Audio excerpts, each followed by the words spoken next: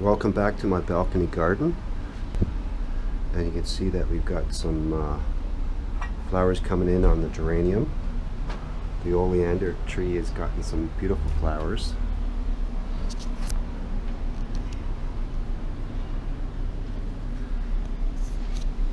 The jalapeno pepper plants are starting to grow. They've gotten bigger.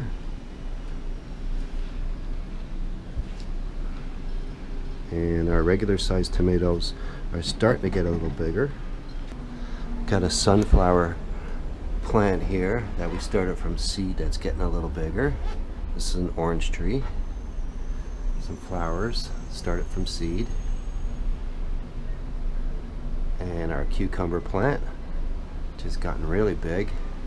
And we have a visitor to our garden today. It's a red admiral.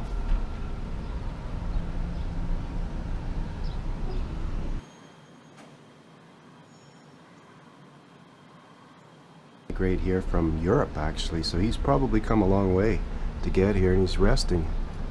Well, that's a good place for him to rest. I don't mind him being here. We've got a little bit of water over here for butterflies.